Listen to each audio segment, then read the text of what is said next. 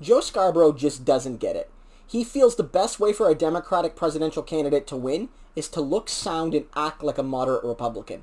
This video is going to explore why he's wrong. Hey everybody, how's it going? Thanks for stopping by again. You know, MSNBC journalist, host, whatever you want to call him, Joe Scarborough, got on the internet a little bit ago and talked about how to beat Trump. And he's convinced that the way to do it is to appeal to a sort of moderate centrism, a sort of moderate republicanism that rejects socialism and that highlights Trump's flaws in a manner that could win over kind of Republicans. And I'll read his tweet that explores this general philosophy. 1. Don't be socialists. 2. Kick Trump's ass when he calls you a socialist. 3. Remind Americans that Trump's centralized state is running the biggest debt in the history of the world. 4. Remind Americans that Trump just agreed to another 2 years of runaway deficits. 5. Win. I mean, so there you have it. He basically wants the Democrats to run again as a moderate Republican, attacking Trump not on racism, not on inequality, not on any form of social injustice, but to hammer home the fact that Trump is bad on debts and deficits, that Trump is, going to hurt the American state's pocketbook. And with that, you're going to win. So don't be socialists. Don't let anybody think you're a socialist. Attack Trump on debt, attack Trump on deficits, win the election. Is there any way anyone thinks this is going to work? It's absolutely absurd. Look, this is in response to a remark by Pete Buttigieg. And Pete Buttigieg, and I'm not a huge fan of Pete, was 100% right here. Pete Buttigieg was asked about, what does it feel like? How do the Democrats fight this idea that they're branded as socialists by the Republicans? How can they ever win if they're branded as socialists in, America, the home of capitalist empire the world over? And Pete Buttigieg said, very perceptively, look, it doesn't matter if it's me or anybody else who ends up being the presidential nominee, they're going to call us socialists. They're going to call Bernie socialists, and they're going to call even the moderate Democrats socialist. Obama was called the socialist, and basically Republicans will deem anybody to the left of, Donald Trump as a socialist if it suits their interest. And so Pete Buttigieg says there's no point in fighting that. Just offer the vision you have and be confident in that vision, and don't craft your vision and your narrative in response to Republican fear-mongering. And he is 100% right. Now, that doesn't mean I support Pete Buttigieg or his vision. I still support Bernie Sanders and his vision, but Pete is 100% correct. They cannot be allowed to manage their image or their policies or their vision based on a Republican attack line.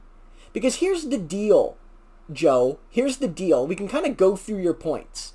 First, don't be socialists. First of all, most of the Democratic candidates aren't socialists. Again, that's irrelevant. They will be called it, but they're not. Bernie Sanders is the only one who even identifies as such, and even a lot of people would say, well, Bernie Sanders, is he actually a socialist? There's a real debate about that. Even other left-leaning candidates like Elizabeth Warren really deny any association with socialism and sort of adhere to this idea that they believe in a more just capitalism. And that's what they talk about. So the idea that, Democrats are clamoring to be socialists or identify as socialists is erroneous. There's only one candidate who is sort of doing that, right? And that's Bernie Sanders. 2, he says, kick Trump's ass when he calls you a socialist. Well, the reality is that, look, people are going to be combating Trump regardless, but here's the thing, no one's going to be won over by that.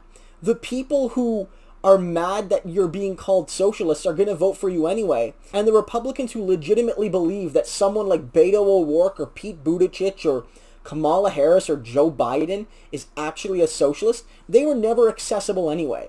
Look, the reality in this case is that you don't want to win over these mythical never Trump Republicans. There are some of those people, but the way to win this election is the way Obama won, which is to get millions of people who rarely vote and get them to actually vote. You win through enthusiasm. Look, with turnout as low as it is in the United States, you actually don't need to flip Republicans to win a close election. You just need to get people to vote that don't normally vote. And if they're young, if they're racialized, if they're women, if they're poor or working class, statistically, they're more likely to vote Democrat. Get those people to the polls. And you don't get those people to the polls by attacking Trump for calling you a name you don't like. That's not going to do it. You get them to the gosh darn polls by offering them something to be hopeful about. And if we're being honest, the things that make people hopeful are what are called socialist in the United States. Now, a lot of people will say dental care and health care and free education and child care and better wages, these aren't socialist, but they're irrelevant. People call them socialist, and people still support those things. People support wealth taxes. People support higher income taxes on the wealthy. People support social programs that guarantee universal human dignity. And if you call them socialist, it doesn't matter. The ideas are popular. And those are the ideas that will get people to the polls to defeat Republicans, even if you can't flip the existing Republican base. You will win elections off increased turnout. 100%. If the United States had a 95% turnout, then yeah, winning an election would largely be based on getting the other party's people to vote for you. But in the USA, that's not necessarily the case. Even with all the gerrymandering and voter suppression, it's not necessarily the case that you need moderate Republicans. And this idea that you attack Trump on the debt and deficit, that is such a bad idea. I know Republicans like to make a big deal about debts and deficits. I 100% get this idea that you're trying to be cheeky and turn it on the Republicans, saying, oh, they complain about the Democrats' deficit, but it's they who are creating the deficits. Republicans do not care about the deficit. And Republican voters, even moderates who say they're deficit hawks, they just don't care. They will never believe you that Trump is creating more of a deficit than a Democrat would. Even if it's objectively true and verifiable, they will just blame the Democrats for being tax and spend, and they'll say that Republicans are the party of fiscal responsibility, and there's no convincing people on that line. And again, that's not going to get people excited. We're better at managing the deficit is fine. You can say that. But the reality is it's not going to excite people. You excite people by talking about your vision for the country. You excite people by saying, look, we're going to build exciting, universal social programs that will transform the very idea of justice and opportunity in this republic. And to pay for it, we're going to tax the very richest on their income and their wealth and their capital gains and on their inheritances. That's how we're going to do it. And going after debts and deficits in isolation, like you're an accountant counting the books in Washington, will not get a low frequency voter out to the polls.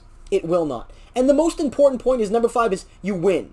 Like it's this idea. You do these 4 things, Democrats, you'll win. You can send me a check in the mail, send me some flowers and some chocolates. I'm Joe Scarborough. You're welcome. Again, absolutely absurd. Absolutely absurd point from Joe. Because here's the thing. The Democrats suck at winning. They really do. Look, Barack Obama had a stunning, smashing victory in 2008. He won on a ton of hope and optimism, and he won big majorities in the Electoral College and in the House and in the Senate. But since then, due to a whole bunch of factors, again, some of them voter suppression in Republican states, gerrymandered districts, again, I don't want to suggest this is all the Democrats' fault, but since then, the Democrats have always tried to compromise with Republicans. This so-called mythical moderate Republican who will vote for them and reward them for their good-willed compromise. And we're going to work with these folks and we're going to give a little bit to them and they'll give a little bit to us. And won't that just be harmonious? And the Democrats over the last 10 years have took an absolute beating. At the state and municipal and national level, they've taken an absolute beating. And of course, there's been a bit of a retrenchment here. 2018 was a good midterm year for the Democrats, at least in the House. But on the whole broad scope, Democrats have been taking a near decades-long beating because they tried to run as moderate Republicans, but moderate Republicans don't really exist in the sense that they're accessible voters. Republicans will vote for Republicans even if they're deplorables, quote-unquote, like Trump. They'll do it. And the reality is that Democrats lose midterm elections and they lose elections, even presidential elections, when they don't motivate and inspire people. And Obama inspired people through his rhetoric, through the history of his campaign, but in the midterms, they failed to inspire people. And in 2012, he won again, but they didn't really make a whole lot of headway in the legislatures. And of course, in 2016, Hillary Clinton took what was supposed to be an unlosable election against Trump, and she lost the House and the Senate and the presidency, and as a result, the Supreme Court, all because she had this idea that we're going to win moderate voters. We're going to meet Republicans in the reasonable center, and they'll reward us for our integrity. Democrats have tried all of what Joe Scarborough is suggesting. Tried not to be seen as socialists, no matter what. Try to attack Trump and the Republicans from a moderate perspective, saying we're the ones that are truly fiscally responsible and conservative, and we're the ones that really care about deficits, and we're the ones that really care about the stock market and business, and we're the ones that really have the support of capital, and we're the ones that are building a strong capitalist state for everyone. And Nancy Pelosi going ahead and proudly declaring, our party's a capitalist party, deal with it. That didn't work for Democrats. It didn't work, and it's not gonna work. They need to inspire people. And whether or not you think free college education and health care and child care and, fighting for better minimum wages and fighting against right to work is socialist, or just, a form of left liberalism, the fact that those ideas are popular means you should lean into them. And if the Republicans want to call you socialist, just brush your shoulders off, because again, they're gonna do it anyway. Joe Biden, if he's the nominee, Trump will call Joe Biden a socialist. I guarantee you. People might scoff, but he's gonna do it. He's gonna call Joe Biden a socialist. They called Obamacare the most insurance lobby friendly form of healthcare there could be. They called it socialist medicine. That's what they did. So Democrats, you can't listen to Joe Scarborough. You can't listen to the type of voice that cost you hundreds and hundreds of local and state and federal seats at all jurisdictions over the past decade. Listen to the reality before you.